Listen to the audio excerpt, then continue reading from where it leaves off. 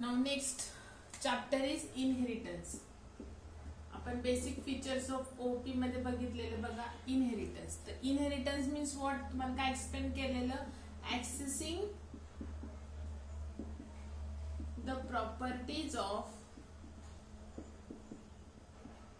One class into another class.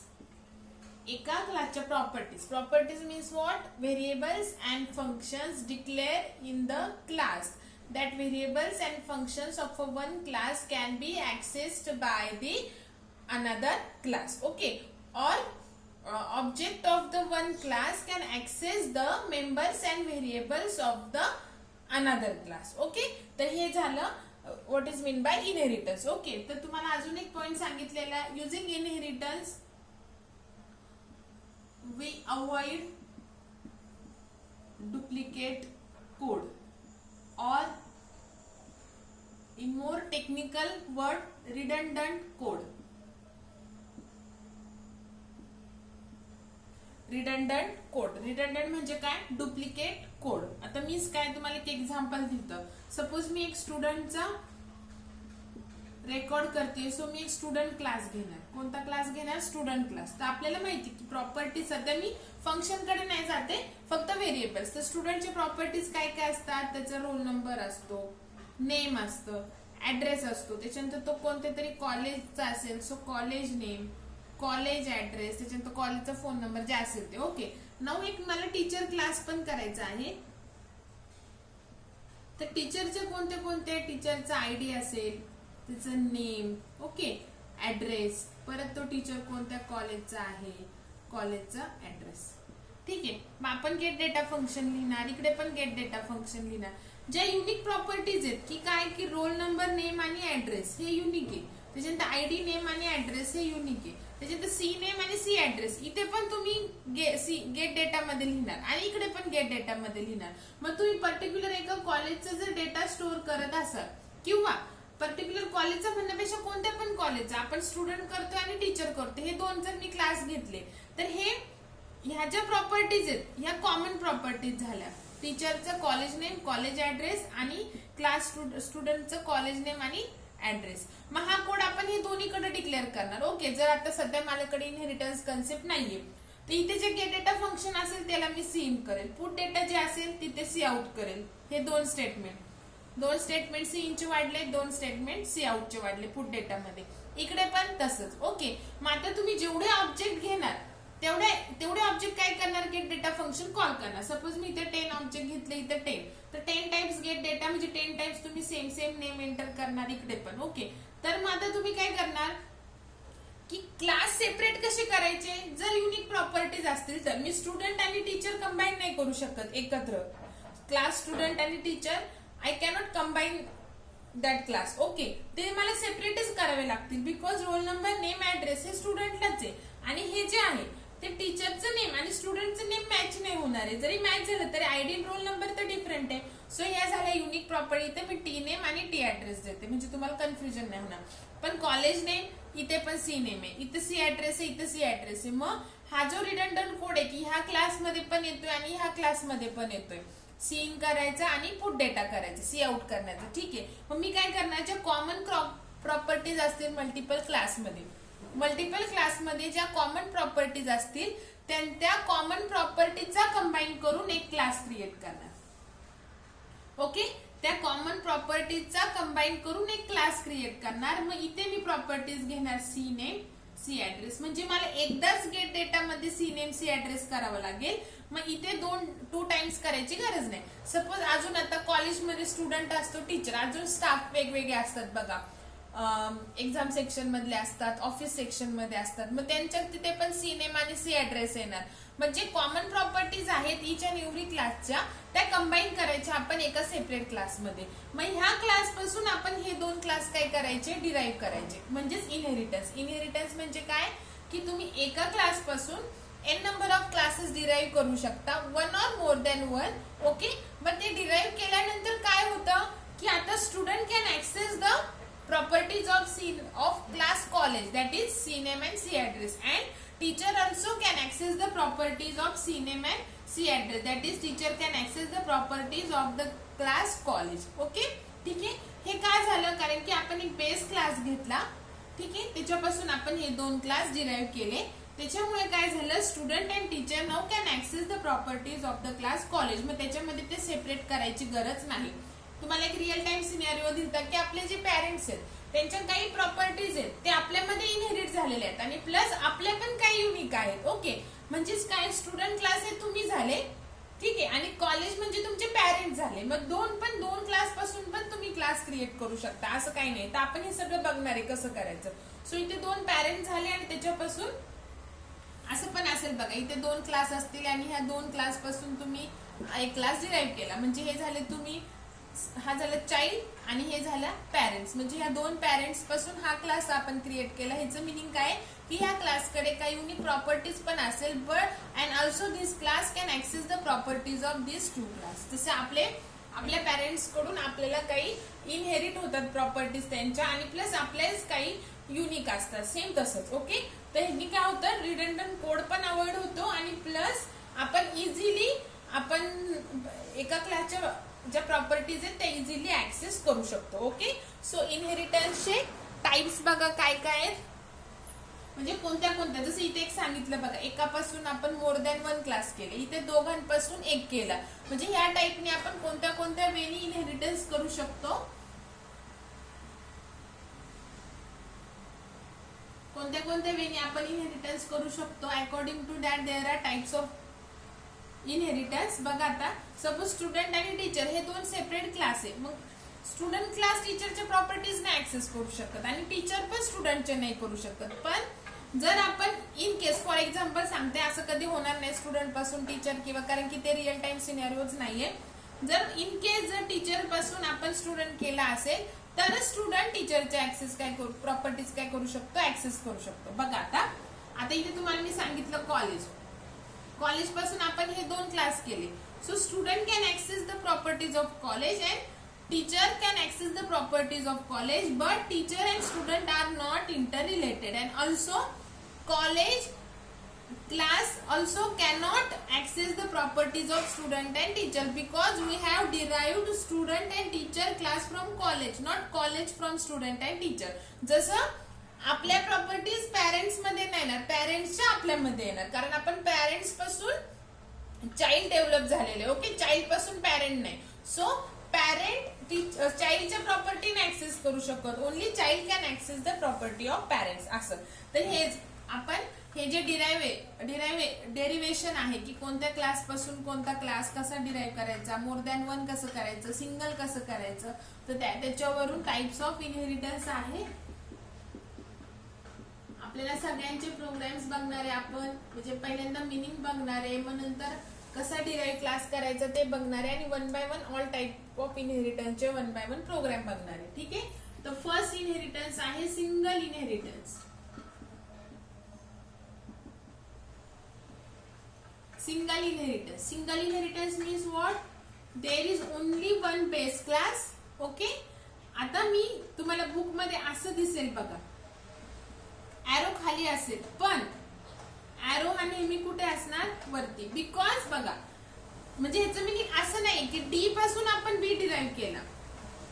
आपण बी पासून D, एक B class, B for base class, जो ओल्ड क्लास असेल ना, म्हणजे आपले जे पॅरेंट्स आहेत की पॅरेंट्स पासून चाइल्ड झालाय, सो चाइल्ड हा डिराइव्ह झाला आणि पॅरेंट हा बेस झाला. ठीक आहे, सो बघा, बी फॉर बेस पासून आपण डी डिराइव्ह केलंय. सो असा एरो नाही, कारण की डी काय करतोय, प्रॉपर्टीज वरून ऍक्सेस करतोय. डी बी च्या प्रॉपर्टीज ऍक्सेस करतोय. So this arrow indicates the access कोणत्या साइडला आहे तो. So D will access the properties of the class B because D is derived from the class B. So B is a base class and D is derived class. So single inheritance मध्ये only one base class असणार आणि only one derived class असणार. Only one base and only one derived. Only one base and only one derived. Second आहे बघा, multi level inheritance. Easy बघा, explain करायला theoretically पण easy आहे.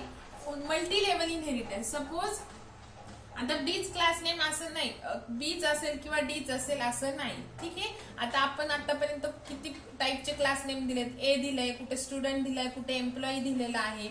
ओके. कुठे एरिया दिलेला आहे, डिपेंड्स. ओके. आता मी इथे ए देते. सो ए पासून एरो, एरो कुठे ए कडे ना. सो ए च्या प्रॉपर्टी बी ऍक्सेस करणार. म्हणजेच काय की ए पासून कोणता क्लास डिराईव्ह केलाय, बी, आणि बी पासून डिराईव्ह केलाय C. This is multi level inheritance. तर मल्टी लेवल इनहेरिटन्स मध्ये only one pure base class. Pure base class म्हणजे काय, सेम लाईक दिस की हा ए आपण कोणत्या दुसऱ्या क्लास पासून डिराईव्ह नाही केला. This is the first level class. Okay. So A, मग ए पासून डिराईव्ह केला B. Okay. And this B will act as a base for C, आणि परत बी पासून डिराईव्ह केला C.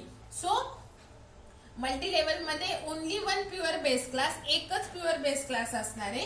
Then one derived class which will acts as a base class. Okay. म्हणजे हा derive पण आहे आणि हा बेस क्लास पण आहे सीचा, आणि हा डिराइव्ह क्लास आहे एचा. ओके. पण हा ए फक्त काय बेसच आहे, हा डिराइव्ह नाही. आपण ए ला कोणत्या क्लास पासून क्रिएट केलेलं नाही. आणि सी फक्त काय, only one derive class. Okay. मग ह्या सी पासून आपण अजून डी नाही डिराइव्ह केलेलं. Okay. So this is only one derive class. अजून मल्टी लेवल असतं, डी ई एफ पण आपण क्रिएट करू शकतो, पण तुम्हाला 3 लेवलच आहे मल्टी लेवल. सो बघा, only one pure base class. म्हणजे प्युअर बेस क्लास का म्हटलं, कारण की ए आपण कोणत्या क्लास पासून डिराइव्ह नाही केलेला. त्याच्यानंतर बी आपण ए पासून डिराइव्ह केलेला आहे, आणि सी आपण बी पासून केलेला आहे. ओके. मग बघा, ए च्या प्रॉपर्टीज बी ऍक्सेस करणार. ओके. आणि बी च्या पण काही युनिक प्रॉपर्टी असणार. म्हणजे बी कडे आता ए च्या पण प्रॉपर्टीज आहेत आणि त्याच्या स्वतःच्या पण आहेत.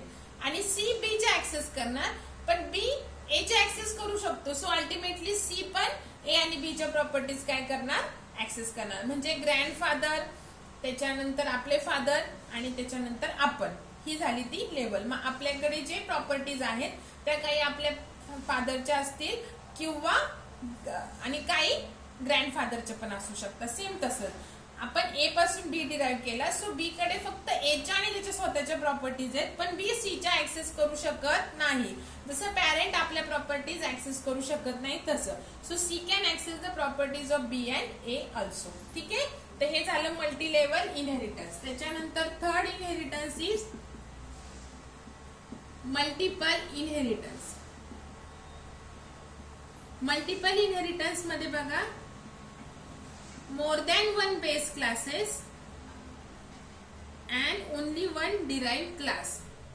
इथे आपण ह्याच्यासाठी एक्सप्लेन करू, 2 किंवा मोर दॅन 1, किती पण असू शकतात. तर तुम्हाला 2च आहेत, म्हणजे 2च फक्त बेस क्लास असतील. त्याच्यापेक्षा जास्त पण असू शकतात जर तुमच्या प्रोजेक्ट वगैरे तुम्ही करणार असेल तर. So more than one base class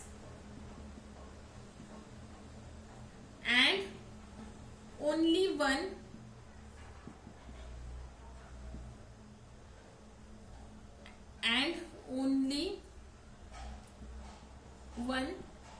derived class. बघा, more than one base class and only one derive class. बघा, ए आणि बी मध्ये काहीच रिलेशन नाहीये, बट सी आपण, म्हणजे ए आणि बी मध्ये रिलेशन नाहीचं मिनिंग काय की ए आणि बी, ए बी च्या प्रॉपर्टीज नाही ऍक्सेस करू शकत आणि बी ए च्या पण नाही प्रॉपर्टी ऍक्सेस करू शकत. सो पण सी आपण ए आणि बी पासून डिराइव्ह केलेला आहे. So C can access the properties of both A and B. Okay.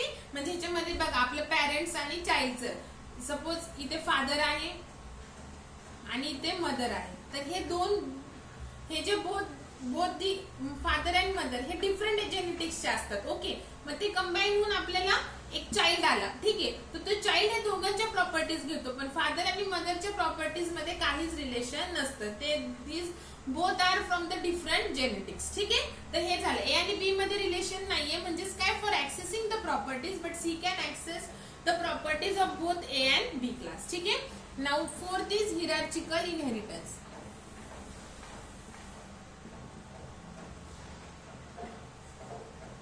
Hierarchical म्हणजे ट्री लाईक, एक बेस क्लास असणार आणि more than one,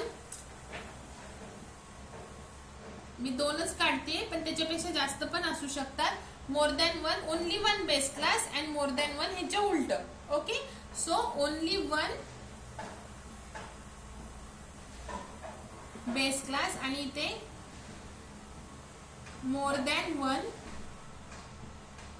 derived class. Okay, बघा हे झाले 4 बेसिक टाइपचे single inheritance, only one base, only one derive. Multi level मध्ये pure base एक असणार आहे आणि जो इन बिटवीन असणार आहे it is derive also and act as a base also for the next level class. Okay, so C can access the properties of both A and B. त्याच्यानंतर इथं more than one base class and only one derived class, only one base class and more than one derived class means काय B आणि C मध्ये relation नाहीये, but B can access the properties of A and C can also access the properties of A, but B cannot access the properties of C and C cannot access the property of B. Okay, तर हा झाले 4 basic type. Pause करून व्यवस्थित draw करून घ्या. आणि जो 5th type आहे तो आहे hybrid, combination of all this hybrid inheritance. जे फर्स्ट 4 बघितले ते बेसिक आहे आणि हायब्रिड म्हणजे combination of single, multi level, multiple, hierarchical. बघा आता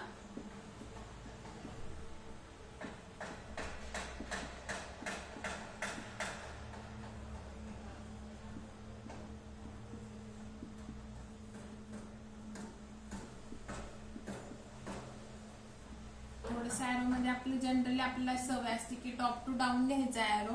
ठीक आहे, अप टू डाऊन, पण ते प्रॉपर्टीज कोणता क्लास ऍक्सेस करतो त्याच्या अकॉर्डिंगली आहे. बघा आता जर आपण हा बघितलाय, दिस इज द एक्झाम्पल. आपण एक्झॅक्ट नाही एक्झाम्पल काढू शकत, तुमचं कसंही असू शकतं, फक्त काय हे 2 वरती असू शकतात किंवा पहिले EF पासून D करू शकता, डिपेंड्स आहे. फक्त ह्याच्यामध्ये हे सगळ्यांचं कॉम्बिनेशन आलं पाहिजे. ठीक आहे, बघा आता जर मी A आणि B कन्सिडर केला, A to B, so this is single inheritance. Okay, now A, B आणि D, बघा B पासून D केलेलं आहे, सो फक्त एवढं कन्सिडर केलं, so this is multi level. Okay, here is also single. ठीक आहे, हा सिंगल C आणि D.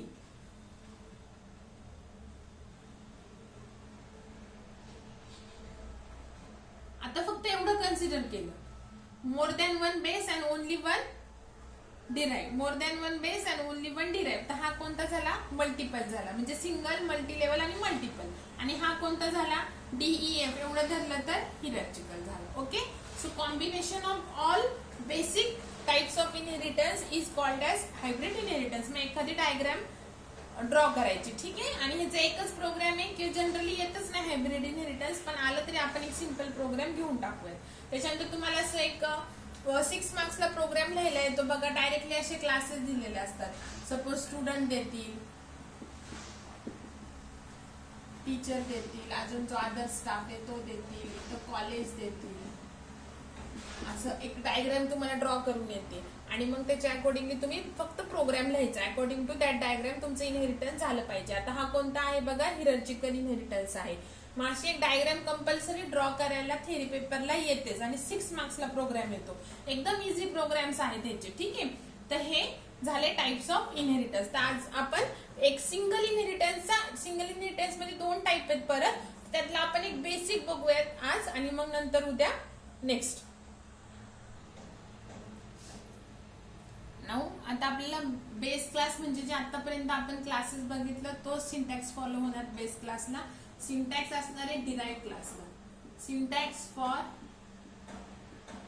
Derive class, new class जो आपण क्रिएट करणार आहे from one of the class, that is syntax for derive class. तर क्लास कीवर्ड, ओके, त्याच्यानंतर डिराइव्ह क्लास नेम, कोलन द्यायचं इथे, त्याच्यानंतर ऍक्सेस स्पेसिफायर, त्याच्यानंतर बेस क्लास नेम 1, 2, 3 असे, कारण की सिंगल इनहेरिटन्स मध्ये एकच बेस क्लास लागणार आहे, मल्टिपल मध्ये मोर दॅन 1 लागणार आहे. Okay, so depends on that.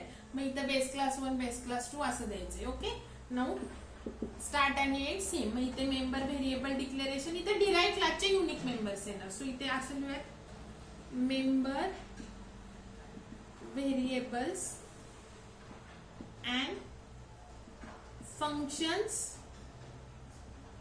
declarations of derived class. derived क्लासचे ठीक आहे सेपरेट जे सांगितले की युनिक प्रॉपर्टी जे असणार आहे ते इथे येणार. ठीक आहे, तर हे झालं तुमचं डिराइव्ह क्लासचा सिंटॅक्स. आता ह्याच्यामध्ये हे क्लास आणि class name. Derive class name म्हणजे जनरली आपण जे क्लास नेम देतो तसंच मेंबर व्हेरिएबल आणि फंक्शन जसे डिक्लेअर करतो तसंच प्रायव्हेट सेक्शन पब्लिक सेक्शन मध्ये. आता हे न्यू आहे तुमच्यासाठी ऍक्सेस स्पेसिफायर. ते ऍक्सेस स्पेसिफायर आहेत बघा पब्लिक, प्रायव्हेट आणि प्रोटेक्टेड. तर आपण स्टार्ट करणार पब्लिक प्रायव्हेट पासून आणि मग नंतर प्रोटेक्टेड. सगळ्यात लास्ट प्रोटेक्टेड बघणार आहे. ठीक आहे, तर सगळे जे टाइप्स आहेत आपण इनहेरिटन्सचे ते पब्लिक प्रायव्हेट करणार आणि मग शेवटी एक पॉइंट आहे तुम्हाला प्रोटेक्टेड ऍक्सेस स्पेसिफायर, त्याच्यामध्ये ते मी एक्सप्लेन करेन. मग इथं तुम्हाला बेस क्लास पब्लिकली डिराइव्ह करायचा आहे, इनहेरिट करायचा आहे. म्हणजे हा जो डिराइव्ह क्लास आहे हा बेस क्लास पासून पब्लिकली इनहेरिट करायचा आहे का प्रायव्हेटली करायचा आहे. तर सध्या मी प्रोटेक्टेड एक्सप्लेन नाही करत आहे, ते लास्टला. सो जो न्यू क्लास आपण क्रिएट करणार आहे तो ओल्ड क्लास म्हणजे बेस क्लास पासून पब्लिकली इनहेरिट करायचा आहे की प्रायव्हेटली. मग पब्लिक इनहेरिट केल्यावरती कोणत्या कोणत्या प्रॉपर्टीज ऍक्सेस होतात आणि प्रायव्हेट केल्यावरती कोणत्या होतात तर तेच आपल्याला बघायचं आहे. ठीक आहे, तर हा व्यवस्थित सिंटॅक्स लिहून घ्या आणि मग आपण आता पहिल्यांदा सिंगल इनहेरिटन्स पासून स्टार्ट करणार आणि पब्लिक इनहेरिट करणार आणि मग प्रायव्हेट इनहेरिट करणार.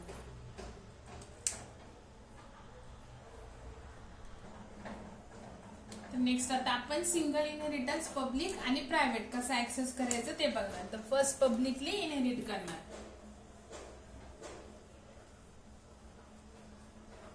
एकदम इझी आहे बघा. मी तुम्हाला एकदम सिंपल प्रोग्रामने एक्सप्लेन करेल आणि मग तुम्हाला मी होमवर्क देईल असाइनमेंट. सिंगल इनहेरिटन्स आणि स्टार्टिंगला कन्स्ट्रक्टर कुठेच यूज नाही करायचा. बिकॉज जर कन्स्ट्रक्टर असेल इनहेरिटन्स मध्ये तर त्याच्यासाठी परत वेगळे रूल्स आहेत. त्याचं पण आपल्याला सेपरेट पॉइंट आहे. सो थोडासा आपला हा लेंदी चॅप्टर आहे. ठीक आहे, सो पहिल्यांदा कन्स्ट्रक्टरचा कुठेच यूज करायचं नाही. सिंगल इनहेरिटन्स आणि कसं करणार आहे आपण पब्लिक इनहेरिटन्स करणार आहे. म्हणजे पब्लिक इनहेरिट करणार आहे बेस क्लास डिराइव्ह क्लास साठी.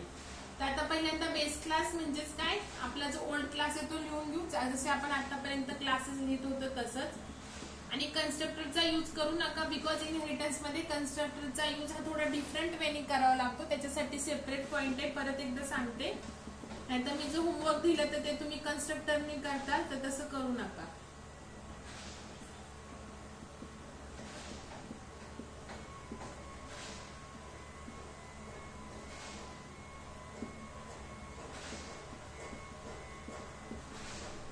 पहिल्यांदा एक प्रोग्राम लिहून घेते.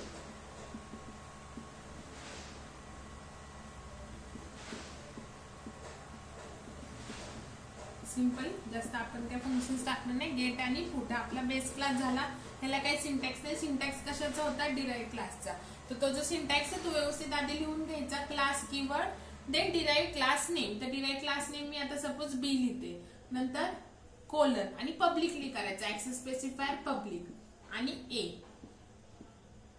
बेस क्लास नेम काय ए. ओके, मोर दॅन वन असेल तर कॉमा देऊन सेपरेट करायचं. आणि इथे बी क्लासचे त्याचे स्वतःचे जे युनिक मेंबर्स आहेत ते करायचे. तर शक्यतो हे नेम सेम नेम द्यायचे नाही.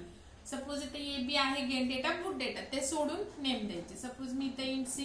तुम्हाला जे पाहिजे ते तुम्ही देऊ शकता. एकच असेल तरी चालेल, एकच घेऊन किंवा ते कॅरेक्टर घेऊन.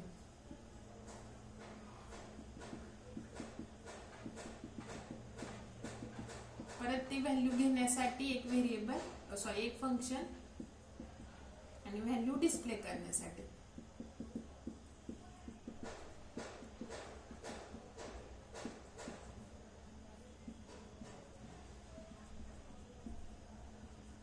डिराइव्ह क्लास कंप्लीट आणि लास्टला मेन.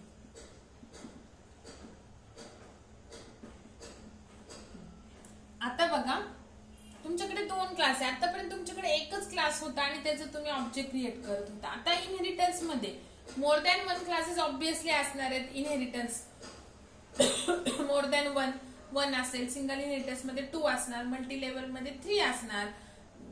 जर तुम्ही मल्टिपल केला मोर दॅन वन तुमच्याकडे 3 बेस क्लास आणि एक डिराइव्ह आहे तर 4 असणार. ठीक आहे, आता तुमच्याकडे जर मोर दॅन वन क्लासेस असेल तर मेन मध्ये नक्की ऑब्जेक्ट कोणाचं क्रिएट करायचं तर लास्ट लेवल क्लासचं. तर सध्या माझा इनहेरिटन्स कसा आहे की ए पासून मी डिराईव्ह केलाय बी. सो लास्ट लेवलचा क्लास कोणता आहे बी. सो ऑब्जेक्ट नेहमी बी चं करायचं. सपोज मी मल्टी लेवल करते तर लास्ट लेवलचा क्लास कोणता आहे सी. तर सी चं ऑब्जेक्ट क्रिएट करायचं. ओके. सपोज मी मल्टिपल करते ए बी पासून सी डिराईव्ह केला तर लास्ट लेवलचा क्लास कोणता आहे सी. तर सी चा ऑब्जेक्ट क्रिएट करणार. ओके. जो क्लास प्रॉपर्टी ऍक्सेस करतो त्याचा ऑब्जेक्ट क्रिएट करायचा. आणि अजून जर लक्षात ठेवायचं झालं तर लास्ट लेवलच्या क्लासचं. तर आपल्या सध्या इनहेरिटन्स काय ए पासून आपण बी काय करतोय डिराईव्ह करतोय. So B is our last level class. So त्याचं ऑब्जेक्ट काय करायचं क्रिएट करायचं. ठीक आहे. नाउ B1 डॉट पहिल्यांदा गेटचे फंक्शन कॉल करायचे आणि नंतर पुटचे. सो पहिल्यांदा एक्सप्लेन करते मी की आपण हे कसं करू शकतो. पब्लिक इनहेरिटन्स केल्यावरती नेमकं काय होतं.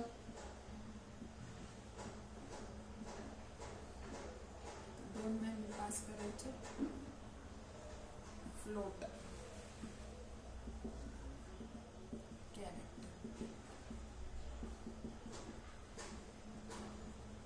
नंतर डिस्प्लेचे फंक्शन कॉल करायचे वन बाय वन. बघा आता आपण आपल्याकडे ए क्लास आहे आणि बी क्लास आहे. ओके. सो ए क्लासच्या कोणत्या कोणत्या प्रॉपर्टीज आहेत बघा. ए क्लास मध्ये प्रायव्हेट मध्ये ए आणि बी आहे. ओके. त्याच्यानंतर पब्लिक मध्ये gate data and put data. Okay. त्याच्यानंतर बी क्लास. बी क्लास मध्ये प्रायव्हेट सेक्शन मध्ये काय आहे सी आणि पब्लिक मध्ये काय आहे गेट आणि पुट. ओके. ह्या क्लासेस वरून आता आपण ए क्लास बी क्लास क्रिएट केलाय publicly from the class A.